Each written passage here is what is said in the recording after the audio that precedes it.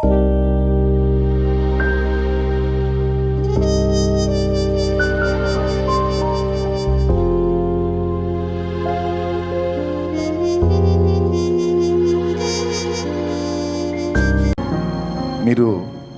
అడగాల్సినవి అడిగితే, దేవుణ్ణి అడగాల్సినవి అడిగితే, నువ్వు అడగలేకపోయానే, అయ్యో మిస్ అయ్యానే అనుకున్న వాటిని కూడా దేవుడు నీకు ఇస్తాడు.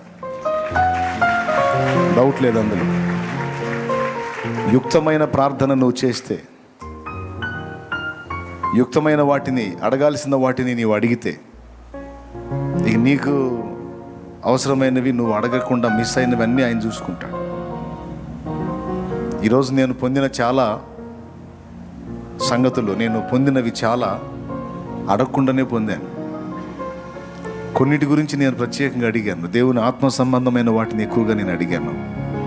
దాంతోపాటు భౌతిక సంబంధమైనవి కూడా చాలా నాకు ఇచ్చాడు. నాకు అది కావాలి, ఇది కావాలని నేను ఎక్కువగా దేవుణ్ణి కొన్ని విషయాలు అడగలేదు.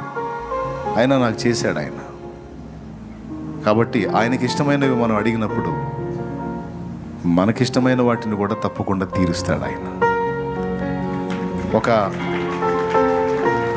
సైకో భర్త లాగా కొంతమంది సైకో భర్తలు ఉంటారు. నీ ఇష్టం ఎవడికి కావాలి, అంతా నా ఇష్ట ప్రకారం నువ్వు ఉండాలా అంటాడు సైకో భర్త. ఆమె ఒక మనిషిలా గుర్తించడు, ఆమెకంటూ ఒక మనసు ఉందని గుర్తించడు, ఆమెకంటూ కొన్ని కోరికలు, ఆశలు, ఆలోచనలు, ఇష్టాలు, అయిష్టాలు ఉంటాయని పట్టించుకోడు.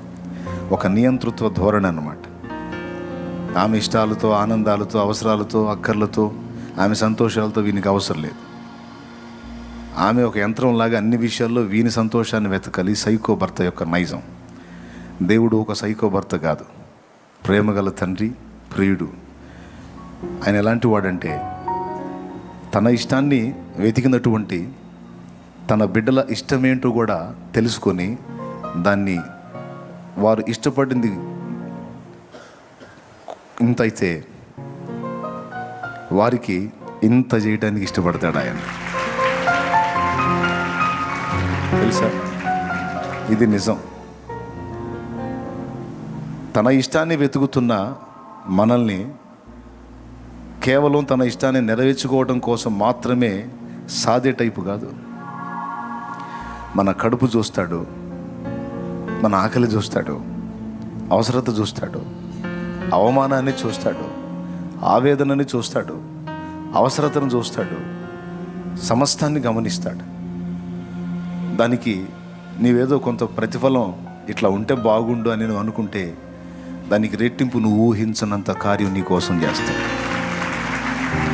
ఏదో ఊరడించడం కోసం చెప్పట్లా, వాస్తవం చెబుతున్నా. నువ్వు తినాలనుకున్న పదార్థం దగ్గర నుండి, నువ్వు ఉండాలన్న నివాసం దగ్గర నుండి, నువ్వు ఇది ఉంటే బాగుండు, నాకు ఇలా ఉంటే బాగుండు అనుకునే చాలా సంగతులు అన్నీ పట్టించుకుంటాడు. జోక్ కాదు, రియల్. అన్నీ పట్టించుకుంటాడు. అసలు ఏమి ఎరగనట్టే ఉంటాడు. ఆ టైం వచ్చినప్పుడు అది నీకు అందించి గుర్తు చేస్తాడు, ఇది నువ్వు కావాలనుకున్నావు, అదిగో అంతకంటే శ్రేష్టమైంది నీకు ఇచ్చాను చూడు అంటే.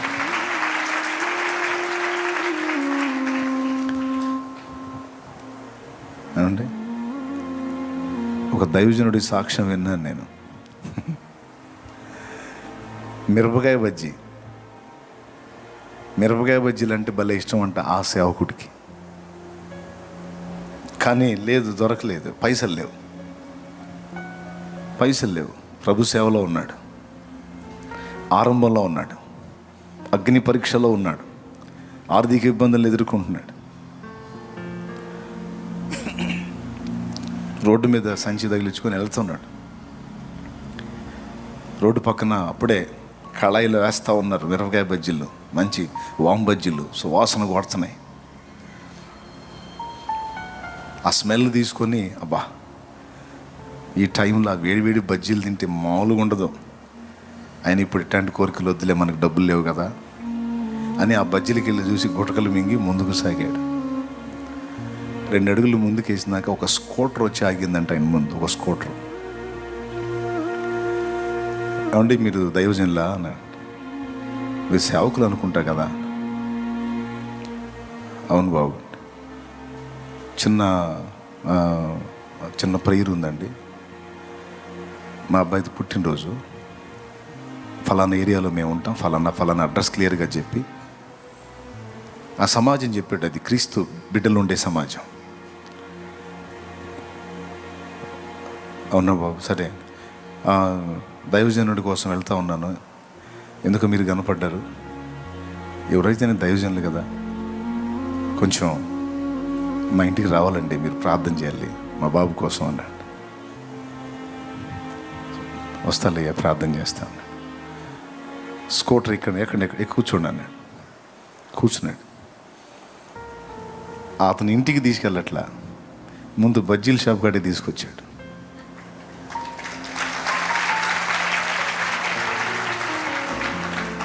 బజ్జీల షాప్ కాడికి తెచ్చి, బజ్జీలు అంటే మనకి హైదరాబాద్ వాళ్ళకి అర్థం కాదేమో, మిర్చి అంటారండి. హైదరాబాద్లో మిర్చి అంటారు. హైదరాబాద్లో మిర్చి పెద్ద సైజు ఉంటాయి, 2 తింటే అయిపోయింది మన పని, అంత సైజు ఉంటాయి మిర్చీలు. ఇక్కడేం బజ్జీలు. తీసుకెళ్ళి ఒక 30 ఏమో బజ్జీలు, మొత్తం ఇంత పొడవు ప్యాకెట్. వేరే ఐటమ్ ఏం తీసుకోలేదు, ఓన్లీ బజ్జీలే. వేస్తారు కదా బజ్జీలన్నీ, వేడి అయ్యే ఫస్ట్ వేసాడు, జమ్మని వాసన కొడుతుంది కదా, అయ్యే మొత్తం ఒక పొడవు ప్యాక్ ఉంటుంది. ఐడియా ఉంది మీకు? పేపర్ని ఇలా పొడవుగా చుడతారు కదండి, త్రిభుజాకారంలో వచ్చింది, అలా పొడవు ప్యాక్ పెట్టి దానిలో ఈ బజ్జీల ఒక వాయువు మొత్తం పట్టిని అన్నీ అందులో వేయించి ప్యాక్ చేయించి పాస్టర్ గారి చేతికి ఇచ్చాడు. పట్టుకున్నాడు, కూర్చున్నాడు సప్పుడు చేయకుండా. అంటే ఇంటికేమో అనుకున్నాడు. కొంచెం వెళ్ళి, పాస్టర్ గారు ఏం సౌండ్ రావట్లేదన్నా అంట. ఏం సౌండ్ ఏందంటే, బజ్జీలు తింటలేదు ఏందండి అన్నాడండి. బజ్జీలు ఇంటి కోసం కాదండి, బల్లేవారే పాస్టర్ గారు, మీకోసం అండి, మీకోసం. ఆయన అంటాడు, ఆ బజ్జీలు తింటామేమో కానీ మాట రాలేదు నాకు, ఏడ్చుకున్నాను అంటాడు.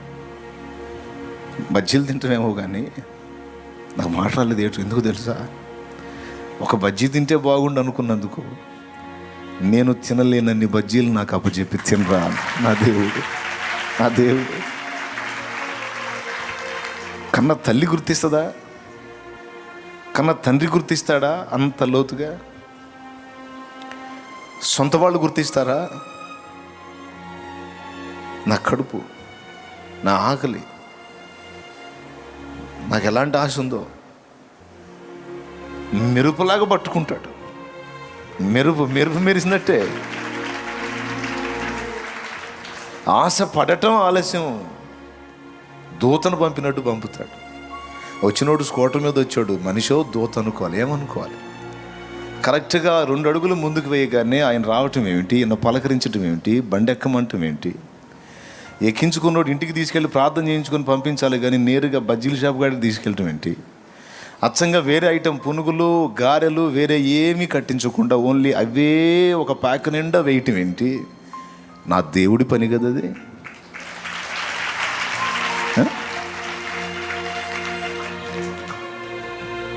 జస్ట్ మీకు మిర్చీల మీద పోల్చి చెబుతున్నాను నేను, బజ్జీల మీద. రియల్గా జరిగింది ఇది, నాకు కూడా జరిగింది. వేసవికాలంలో మామిడికాయలు అంటే నాకు చాలా ఇష్టం. దొరికితే అద్భుతంగా తినేస్తా మామిడికాయలు. జేబులో 10 రూపాయలు ఉంది, రోడ్డు మీద వెళ్తున్నా, అడ్డోడ్ సెంటర్లో రోడ్డు పక్కన బళ్ళ మీద మామిడికాయలు పెట్టిన, చిన్న మామిడికాయలు.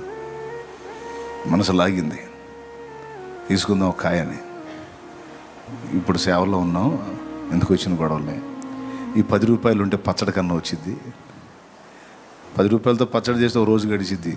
మామిడికాయలు తింటేట స్తోత్రం అని కాయకాయలు చూసి, బండికాయలు చూసి ఎందుకు లేని ముందుకెళ్ళి. అదే రోజు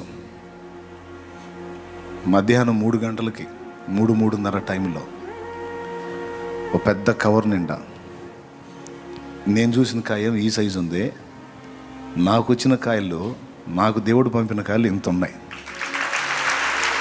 ఇంత కాయ. మన వరం తీసుకొచ్చింది. ఏడుందో వరం తీసుకొచ్చింది. అప్పుడే దేవునిలోకి వస్తుంది క్రొత్తగా. 5-6 కాయలు ఉన్నాయి, ఇంతలా కాయలు. ఒక కాయ ఎక్కువైపోయింది ఇక నాకు. అంత సైజు ఉంది ఒక్కొక్క కాయ. ఎవరు పంపారు తెలుసా? ఒక అన్యురాలు పంపింది. యేసుప్రభుని ఎరగని ఒక స్త్రీ పంపింది. ఎంఐ రోడ్డు మీద వస్తుంటే తను వర్క్ చేసేటువంటి సోదరి స్త్రీ బయలుదేరి వస్తుంటే వచ్చిందాన్ని వెనక్కి పిలిచి, ఇదిగో నువ్వు మా పాస్టర్ గారు ఏదో అంటుంటావుగా, ఈ కాయలు ఆయనకి ఇవ్వు అందట. ఆయనకి ఇవ్వు. ఎవరు పని ఇది? నేరుగా తెచ్చి నా చేతికే ఇచ్చింది. నాకు గుర్తు.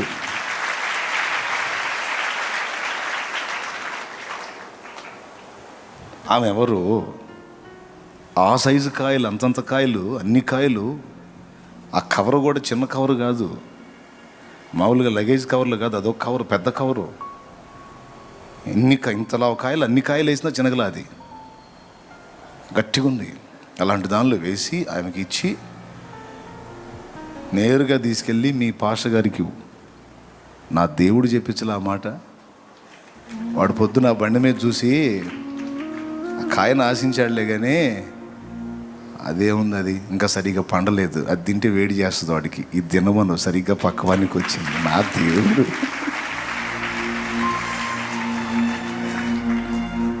ఇవన్నీ మీకు చిల్లరగా ఉన్నాయి కదా, ఏం లేవా?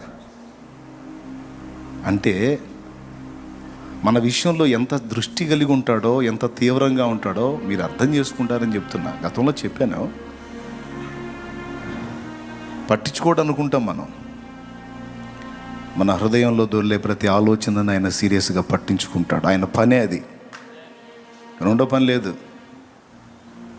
ఒకవేళ వేరే పనులు, ఎన్ని పనులు ఉన్నా సరే, నీ మీద ఎప్పుడు దృష్టి అలా పెట్టే ఉంటాడు. నీ ఆలోచనలని, నీ తలంపుల్ని, నీ ఆశల్ని, నీ ఇష్టాలని గమనిస్తూ ఉంటాడు, నవ్వుకుంటూ ఉంటాడు. తగిన కాలం మంది ఒకటొకటి మొత్తం నీకు ఇస్తాడు.